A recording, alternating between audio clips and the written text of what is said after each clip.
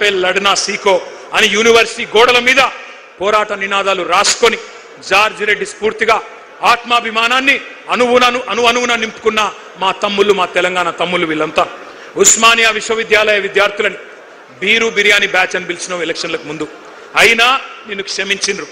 Hyderabad central university, Maulana Azad university వాళ్ళ భూములు గుంజుకున్నావు, real estate దందా చేస్తున్నావు, క్షమించరు నిన్ను. పొట్టు పొట్టు ఆకలుంది ఈ యువతరానికి, ఒట్టు పెట్టుకుంటున్నారు కాంగ్రెస్ కు గోరి గడతామని గుర్తుపెట్టుకో.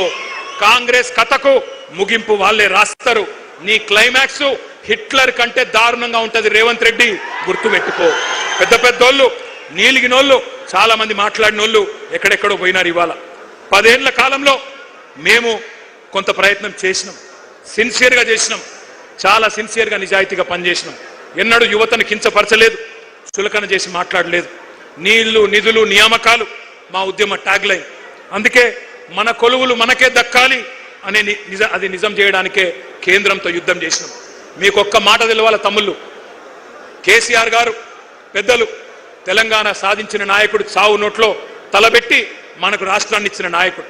ఆయన మీకోసమే కొత్త జోనల్ సిస్టమ్ తేవడానికి 2.5 సంవత్సరాలు కష్టపడ్డాడు. ఇక్కడి కొలువులు, ఇక్కడి ప్రభుత్వ ఉద్యోగాలు మన పిల్లలకే రావాలని 95% స్థానిక రిజర్వేషన్ చేయాలని చెప్పి శాసనసభలో బిల్లు పాస్ చేసి ఢిల్లీకి మోడీ దగ్గర పంపినాడు.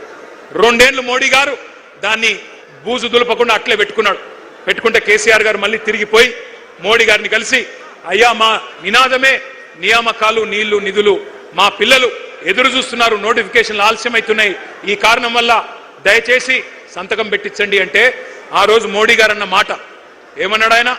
ఏందయ్యా నీది ఏమన్నా ప్రత్యేక దేశం అనుకుంటున్నావా, లేక భారతదేశంలో ఒక రాష్ట్రం అనుకుంటున్నావా? 95% రిజర్వేషన్ లేనిది ఎట్లుంటది అట్లా? దేశంలో ఎక్కడ లేదు, ఏ రాష్ట్రంలో అంటే కేసీఆర్ గారు 1.5 గంటల సేపు మొత్తం తెలంగాణ ఉద్యమ చరిత్ర చెప్పిండు. ఎట్లా మన పిల్లలు కొట్లాడి పోరాడి ముల్కీ ఉద్యమం నుంచి, గైర్ ముల్కీ ఉద్యమం నుంచి, ఇడ్లీ సాంబార్ గోబ్యాక్ ఉద్యమం నుంచి 610 జీవో, గిర్గ్లానీ కమిషను అన్ని కూడా 6 పాయింట్ ఫార్ములా అన్ని చెప్తూ 14F అన్ని చెప్పి ఒప్పించి మెప్పించి చివరికి ఆ రోజు మోడీ గారిని ఒప్పిస్తే 95% స్థానిక రిజర్వేషన్లున్న ఒకే ఒక్క రాష్ట్రం భారతదేశంలో మన తెలంగాణ. ఇది మన కేసీఆర్ సాధించిన విజయం, మన కేసీఆర్ సాధించిన విజయం. డిస్టర్బ్ చేయకండి బిడ్డ.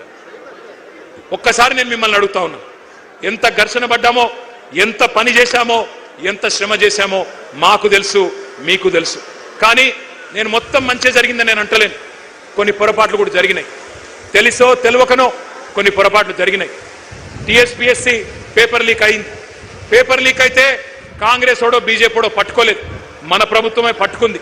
మీడియానో ఇంకెవరో పట్టుకోలే, మన ప్రభుత్వమే పట్టుకొని వాళ్ళని శిక్షించింది. కానీ మీకు కోపం వచ్చింది, కొద్దిగా ఇంకా గట్టిగా ఉండాలి, ఆ బోర్డును రద్దు చేయాలి, ఇంకా ఆ రోజు స్ట్రిక్ట్ గా ఉంటే బాగుండదన్న కోపం మీకు కూడా వచ్చింది. అందుకే నేను అంటున్నా, మీ ఆవేదన మాకు అర్థమైంది, మీ ఆరాటం అర్థమైంది. కొన్ని పొరపాట్లు జరిగిన విషయం కూడా